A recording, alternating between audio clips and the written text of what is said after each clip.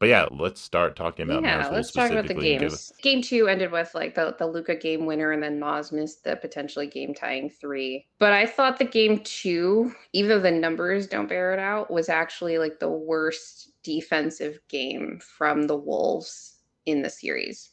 Everyone's like focused on like Luca hitting that step back three over Rudy and ISO.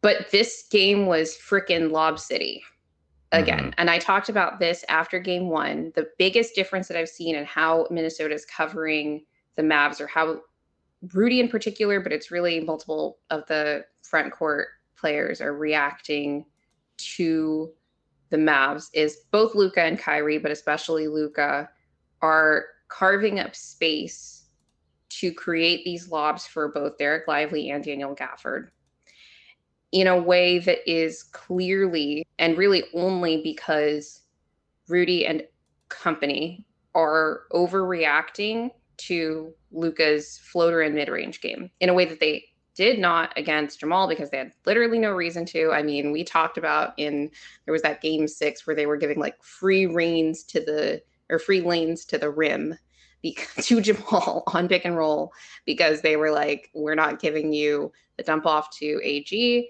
You're not going to get to Yoke in the middle for that floater. And in this series, they're like, we can't let like Luca and Kyrie beat us. Now in game two, I do think that Minnesota started to change up some of their like coverages, like where they start off in the half court, but it felt like it ended up just in a lob for Lively or Gafford, or in like say they're blitzing Luca a little bit more in this game, and Luca's just like manipulating them with his eyes, and like looking off to the corner, and the low man doesn't come to tag the roller, and I'm like, why? Like, leave the corner 3-point shooter. Hope you guys can rotate out of it. By the way, the Wolves are shooting themselves in the foot again by staying super committed to this full court pressure, because Luca is just getting these high screens set for him, and it's not just Lively and Gafford setting them. Derek Jones Jr., Kyrie, whoever, to get him free. Minnesota's freaking out because they can't give up these switches, so they're blitzing him, and then they're leaving the centers open in the lane because they know they're not going to be able to make these longer rotations out to 3-point shooters that they created for themselves, because they're so committed to this ball pressure. And Luka's like, oh, I'll just initiate the offense from further out. This is what the Nuggets did in the games that they were successful against the Yeah. full court pressure. Then Minnesota started to be more selective with it, and sometimes abandoning it altogether because it made more sense to focus more on that half court defense. Luka faces this pressure literally all the time in the regular season. He's blitzed, I believe, more than any other NBA player, and it's by a mile. And he's like, oh, I'll just create like a half court, like when I mean like from the baseline to the half court line worth of space for us to run our entire offense, which makes it easier for the corner 3-point shooters to stay open for so long because no one can make those rotations, or for driving lanes to be as wide open as any slasher like Derek Jones Jr. could possibly want them to be. Because of that, the Wolves gave up multiple just dunks to Lively and Gafford Hmm. in this game, and also threes. And also Luca and Kyrie can attack downhill when Jaden or whoever is pressuring them from too far up, and they make like the slightest move and you get an angle on you, and now they have more space to work with. So it was just kind of a defensive disaster for Minnesota, in addition to their offensive woes that continued in this game. I was like, what did you think of the question, not just game two, but the whole series? Because I've gone back and forth of the Wolves' issues stemming more from their defense versus their offense. I think that it's definitely the issue stemming from their. Well, it is both. Like it's not like it's one without the other a little bit, but I think that neutralizing any aspect of their defense just kind of takes away a lot of their identity. So in this series, Jaden McDaniels is almost like a ghost out there. He's like non-existent. Luca doesn't feel him. He's super comfortable, and it's like a lot of Rudy Gobert's criticisms on the Jazz was, well, but the perimeter defense wasn't good. So look what he's going to do with this great perimeter defense with which the Wolves have. Rudy's obviously had great defensive seasons on both teams, but he looked very formidable with this Wolves team. And so the fact that Luka and them are playing from the 3 point line in the mid range game so comfortably, and they don't need to go to the rim, but they've been able to because they're killing them on that mid range game. So like you said, they're overreacting. As soon as they're thinking they need to close out on Luka or double team or show help or whatever it is, Luka can punish them very easily, and they just seem like they're making the wrong decisions at the wrong time. And it looks like two players aren't synced up, depending like if Cat's going to come out and help or if Rudy's going to come out and help on a Luca post up or something. Then I don't know if he's expecting Cat to try to like sink in or rotate to Lively for a lot, but then that doesn't happen. And then Cat's like, why would you go out on Luca? And Rudy's like, well, why didn't you, come help? And it's just like, I don't know what they're thinking. I'm not in the huddle listening to what they're saying to each other, but it just seems like they're just so not in sync.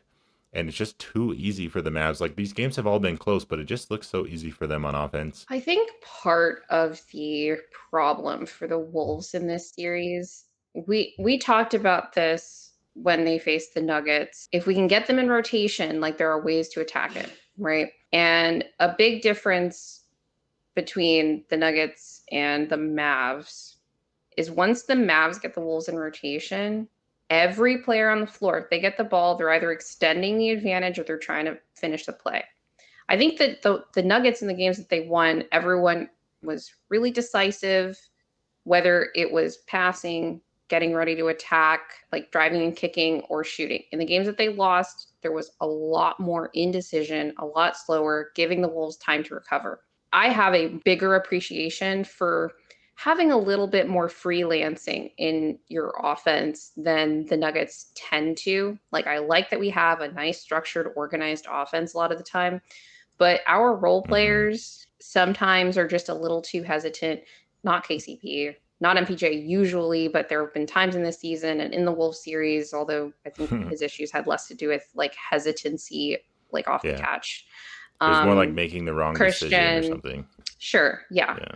Just waiting too long to do something with the ball in a way that I'm seeing not be an issue for the Mavs in this series with, say, Jaden Hardy, who I think he's what, a second or he's like a third year player, I think, off the bench, who actually has done some to help Luka and Kyrie play more off ball in this series. And that's also helped them just having that like third ball handler Mm-hmm. who can initiate, who can try to score a bit. I mean, it's not that I like the process on every possession when there's this freelancing. I don't. um, but like I said, like the Mavs and also the Pacers, like everyone has a pretty green light.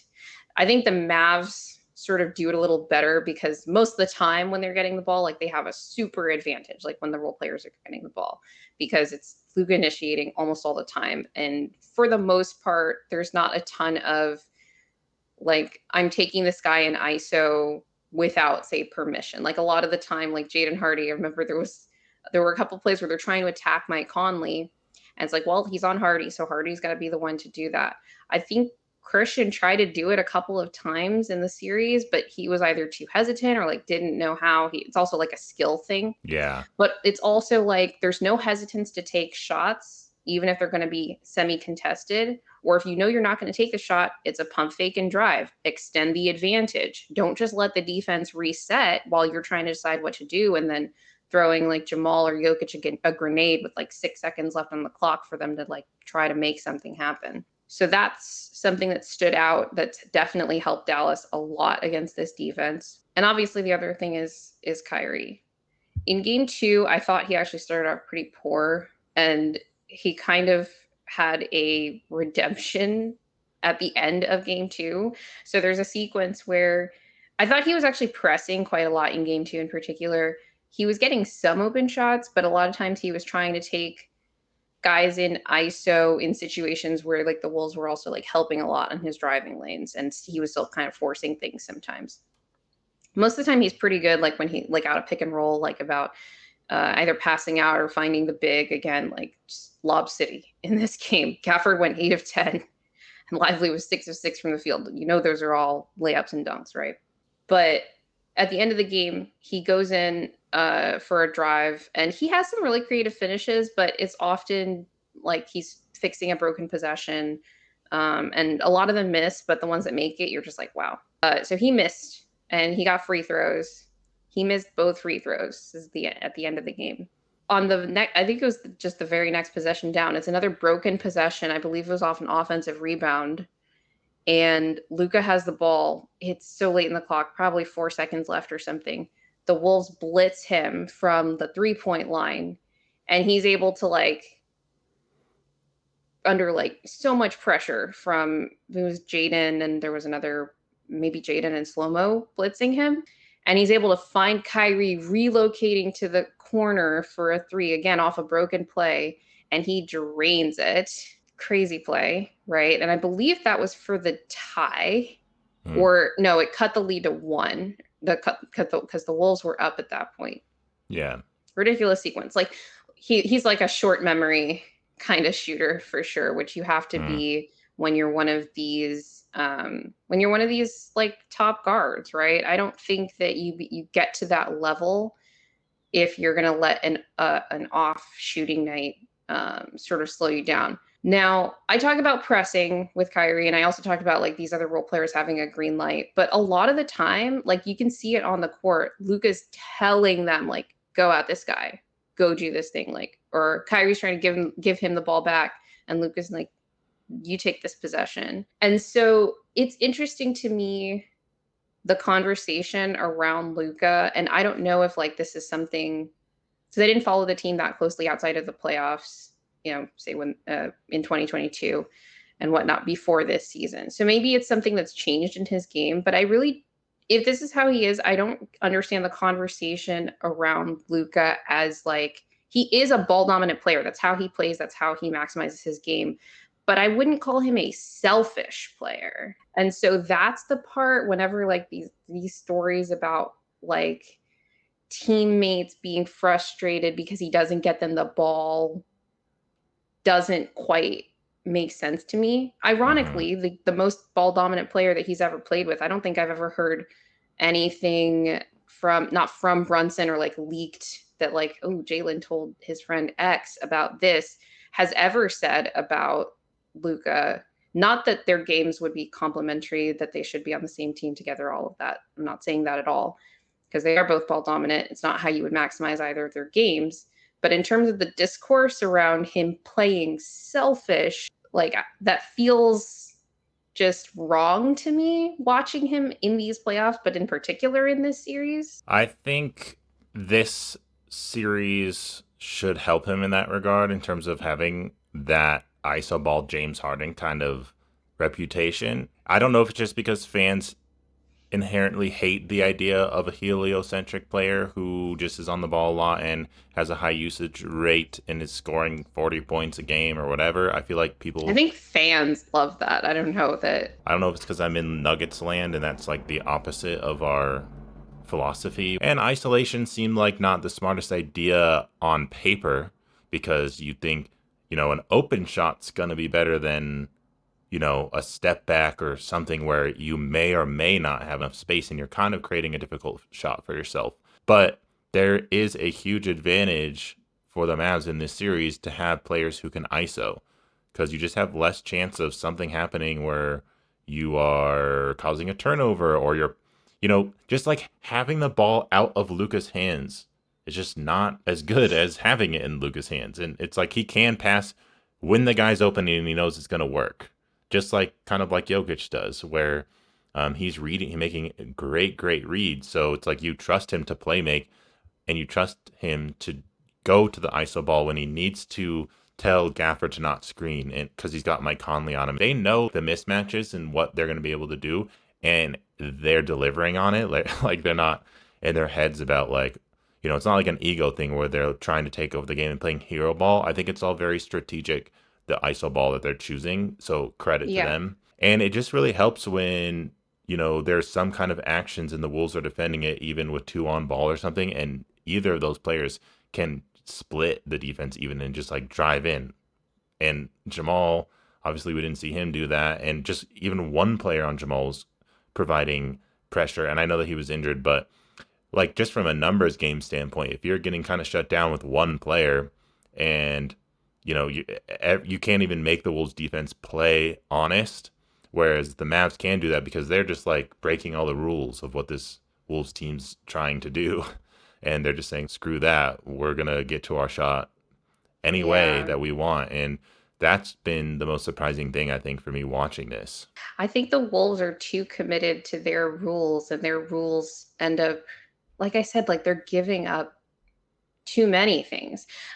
In games 1 and 2, the Mavs didn't even shoot well from 3, but they were getting wide open looks. It was only Hmm. like Luka and Kyrie. The shots they Yeah. were making were like semi-contested and sometimes open. Like I said, this open corner 3 off a broken possession. But yeah, they're giving up the threes, they're giving up the lobs, they're giving up in the case of like this late game situation when Luka makes the shot over Rudy, they're giving up the isolations because they were trying to mix things up defensively as well, right? That's what you have to do against great players. The Wolves also did that against the Nuggets, although I don't think that they, by the end of the series, were changing up too many things. And I think one of the challenges when you have to be uh, a defense that is mixing up coverages every so often is you have to make sure everybody's always on the same page.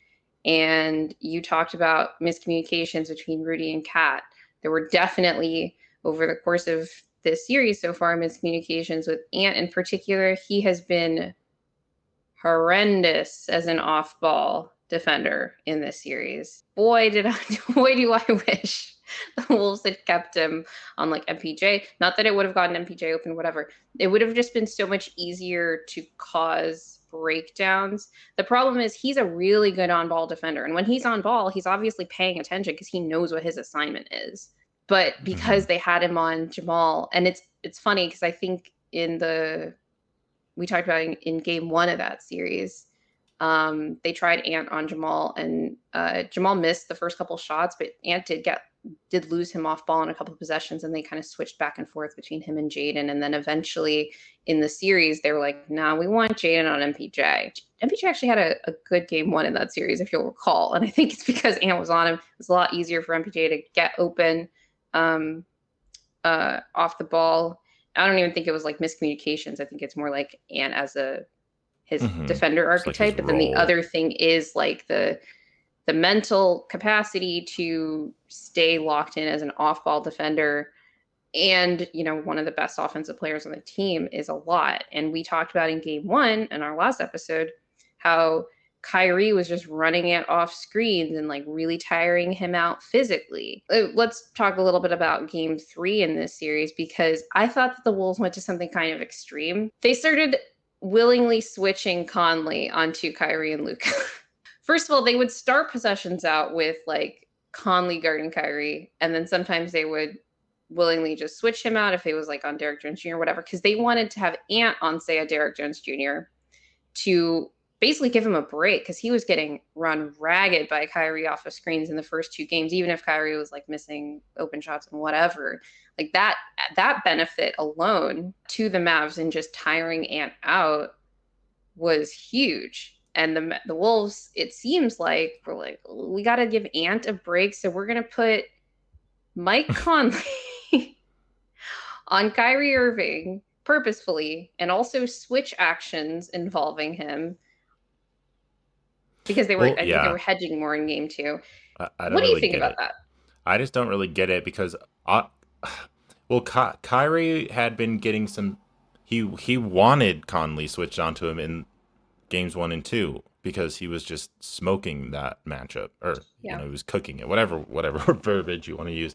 And so now they have Conley on him. I don't know. It's like a pre-switch, but instead of pre-switch, it's the full adjustment. They're like, just get on him, and it's like a pre-switch. And then if there's any actions, you can just switch off Kyrie, and you'll be okay, or some weird logic. I have no idea. But then Kyrie just ran actions with Luca, which we had talked about how they hadn't done that We're like, why much. haven't they done that? And then they do, and they're like, oh, Yeah, they're switching Conley in these things. Like, yeah, yeah. we're gonna get Conley on Luca. Well, he's like, And I'm they supposed to not be hedged a on couple of Kyrie. those in game 2, but in game 3 they were giving up those switches. And then Luka's like, "Yeah, I could back this guy down. I could shoot over him." He did, I think, a Yeah. couple times.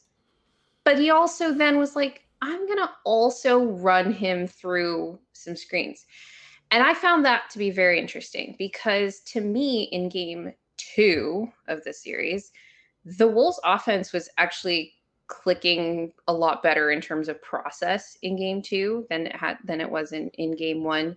Now, we talked about how Dallas's rim protection, it just continued to give the Wolves some problems, but they weren't settling as much. They were more like, we're going to initiate the drive and kick, we're going to keep applying rim pressure, and we'll generate some kick out threes that work hunting, some. But they only took 30 threes in game 2 compared to, it was 49 in game 1. They were able to finish at the rim. They were able to create a lot of offensive rebounding opportunities, particularly in the first half of that game. And Dallas was a better defensive rebounding team throughout the course of game 1, but in game 2 they had to tighten up more in the second half. And part of it is like, even if they have good rim protection, you have to still keep going at that guy, because if you don't, you're completely letting that team off the hook. You have to keep getting downhill. You generate offensive rebounding opportunities because you get the center out of defensive rebounding position when they have to help or contest shots at the rim.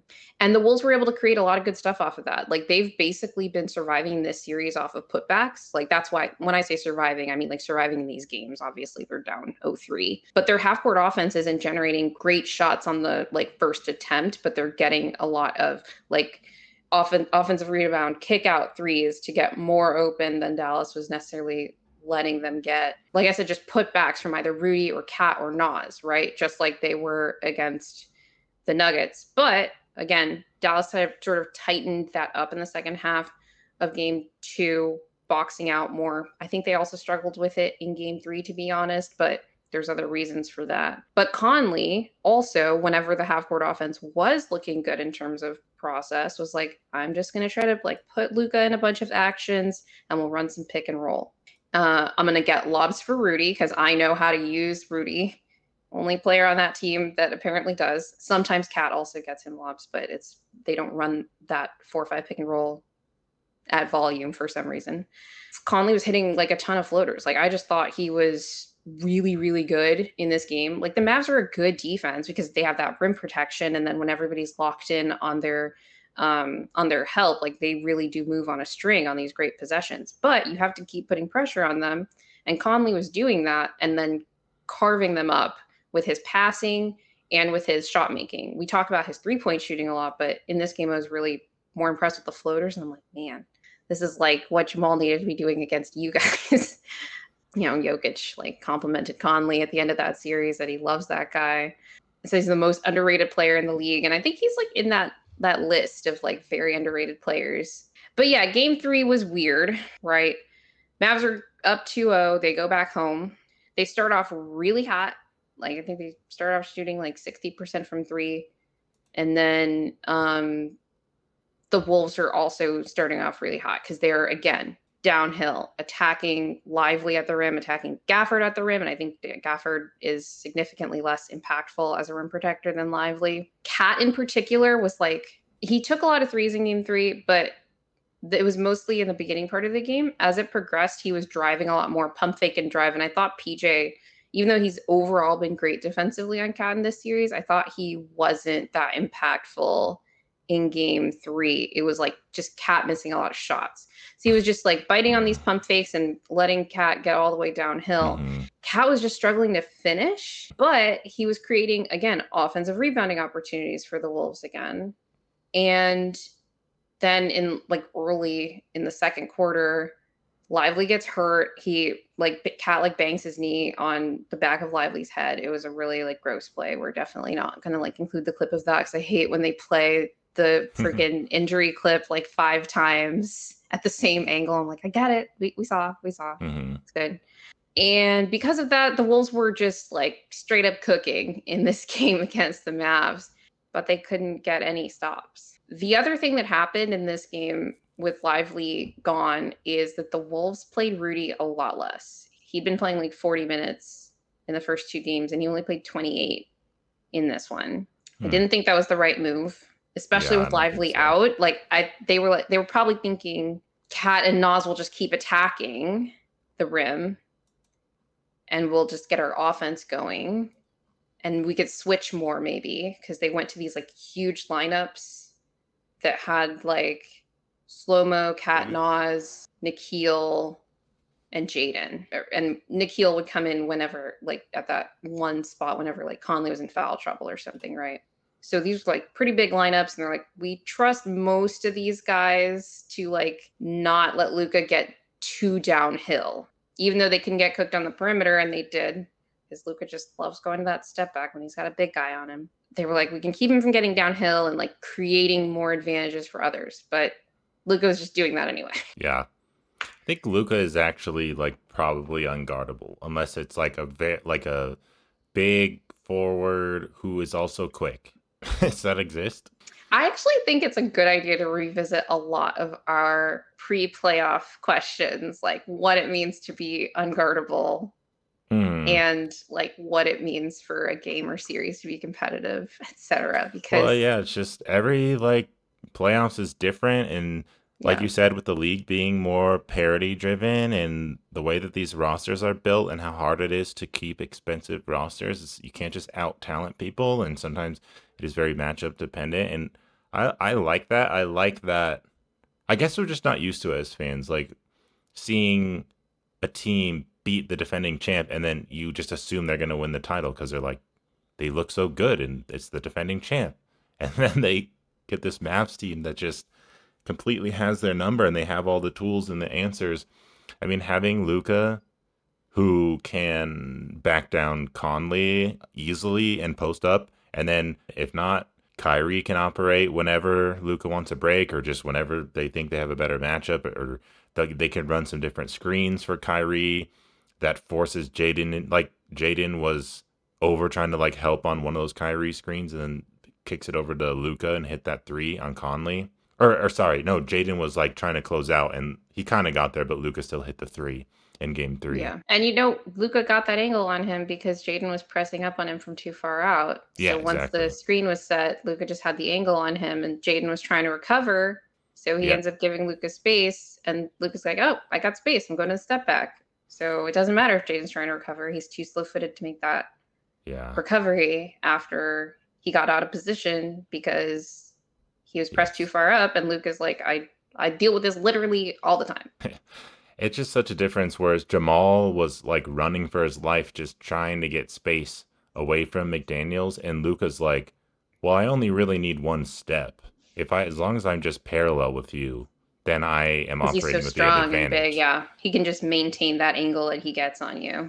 And I If guess you're Jaden. even if Jaden's in front of him, Luca can just drive him in with his shoulder and just kind of like in the way Ant was like bumping into our dudes, like bumping them and getting the space on his jumpers. Like Luca could do that against Jaden McDaniels, who we didn't see anyone on the Nuggets do that to Jaden McDaniels. They just like play a lethal style of basketball against this Wolves team. Cat is strong, but he can't guard Luca. He's too slow, so he would step back him to death probably. He did it to Nas Reed too, so it's not like Nas Reed needs to guard Luca more. Like Luca banged against him and pushed it back. It's just I can't believe how strong Luca is. Like watching him in this series.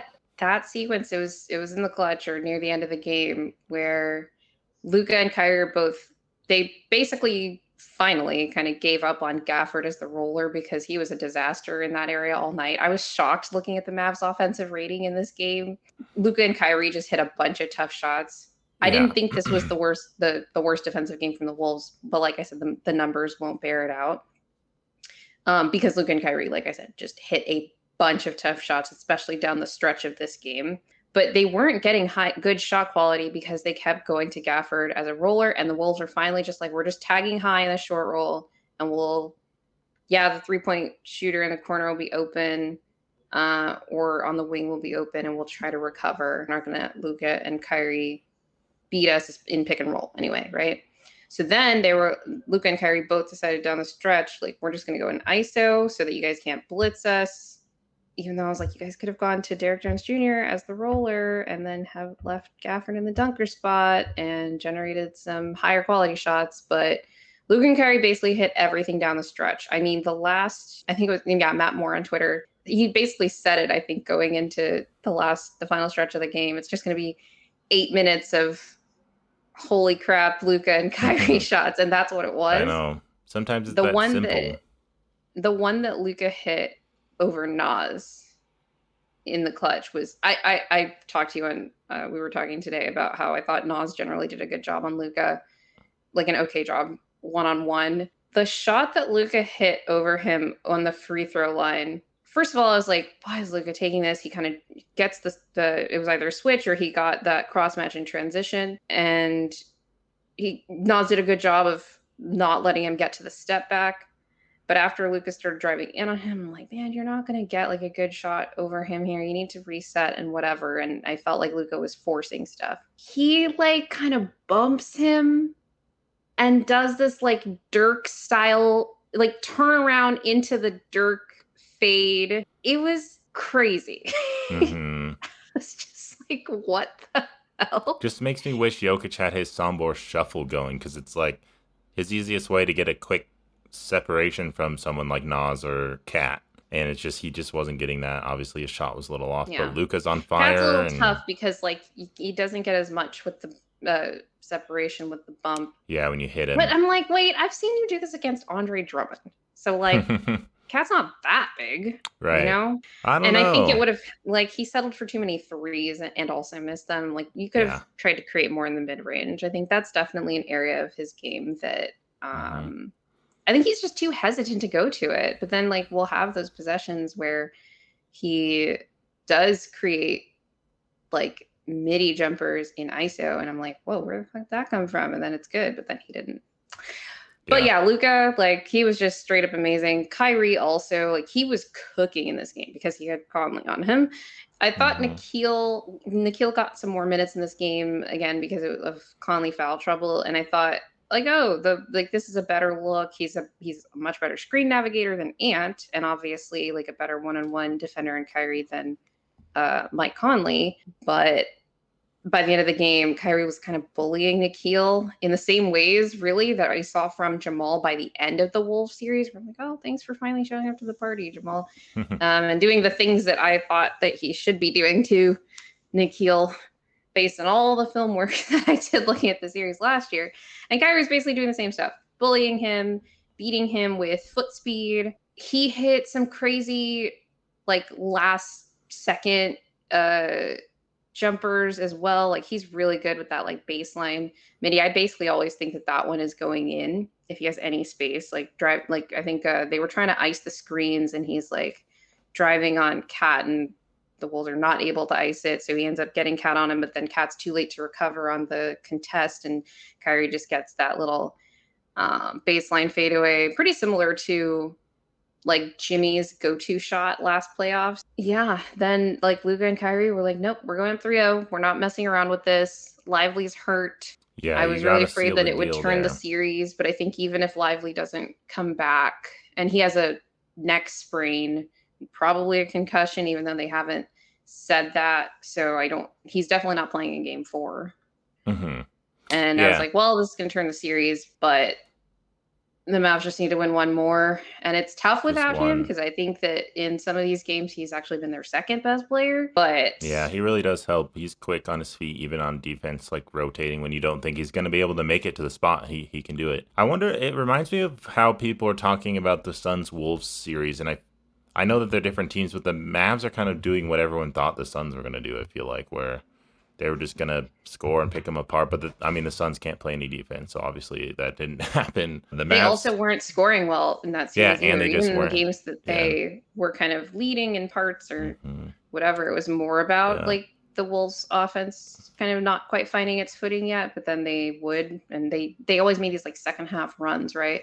I think they only led like most of the way in one of those games. I think the Suns like led at halftime in two of them. Yeah. But you're right.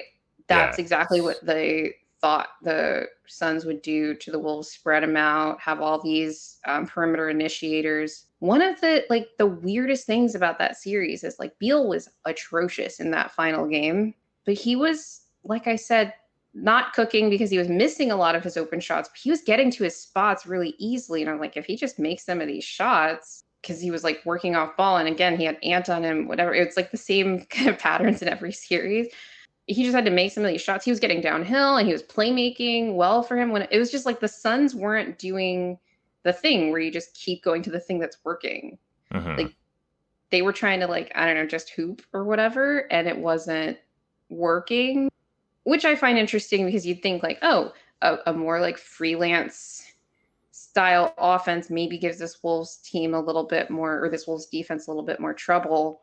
But the Suns are neither organized nor free flowing enough of an offense Hmm. for me to like be able to clearly define their offensive identity. It's also funny because Jason Kidd got a lot of his recent assistant coaching experience under Frank Vogel. So, Jason Kidd was a head coach before. It Right. didn't go well, and he said he'd matured based on his experience since then. And I think he really enjoyed being on that coaching staff with Frank Vogel and those guys. So obviously, there's questions about Jason Kidd as a head coach, but he's answering some questions right now. They look like they're doing things correctly.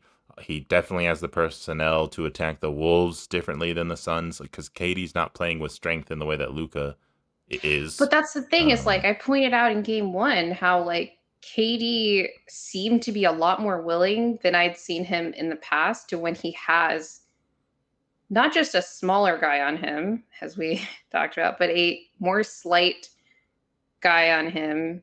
He would bully them, and he did that to Jaden in game one, or maybe it was game two. I was like, I think game two was like the Jaden McDaniels game where he was really good on both ends, but I didn't think he was all that impactful on KD because KD was playing some bully ball at the beginning of that series in ways yeah. that you're like, well, MPJ like doesn't do that.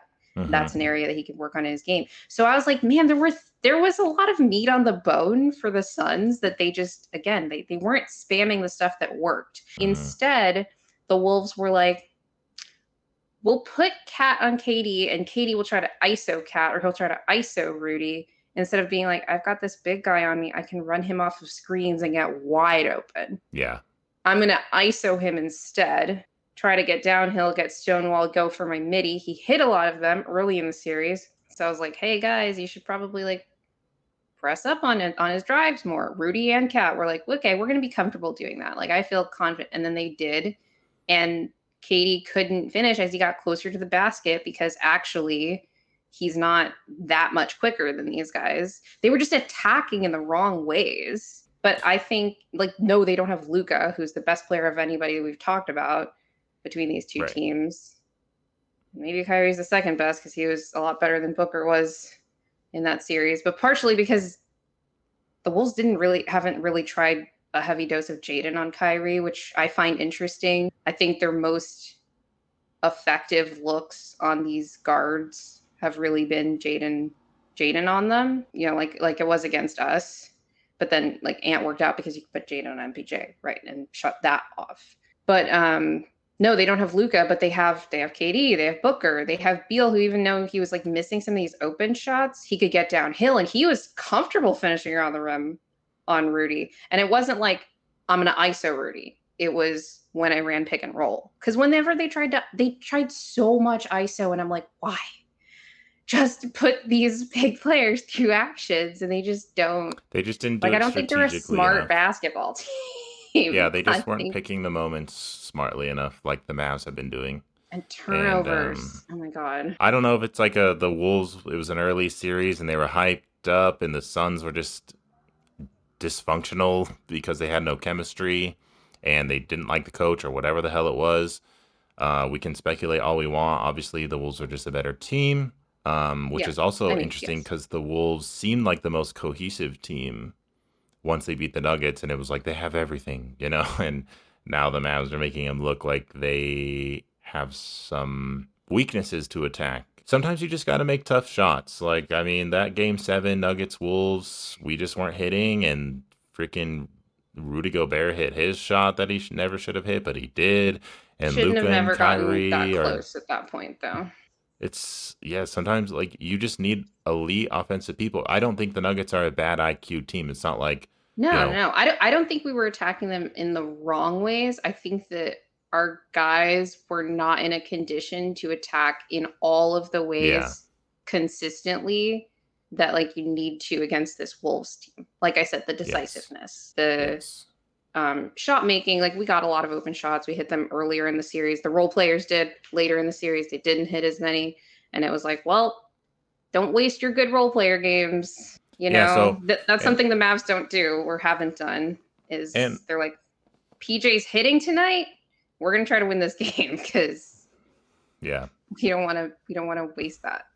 I mean, we kind of concluded the Nuggets. A part of why they lost is they were exhausted. Some people are now questioning, well, are the Wolves exhausted because they spent so much on the Nuggets? I don't really know. I also think the Mavs just are difficult for them to handle. So it's probably a mix of everything, of course. But the later you get in the playoffs, you think, yeah, you're going to be a little more tired. You're going to be a little more injured. But sometimes the more you play, the more locked in you are, and the more used to your schemes are and making decisions and making reads under pressure and in the moment.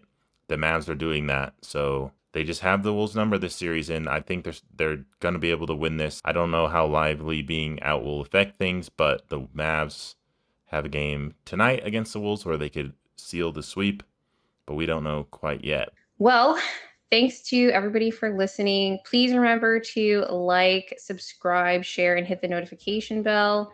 Leave us a review on Spotify or Amazon Music.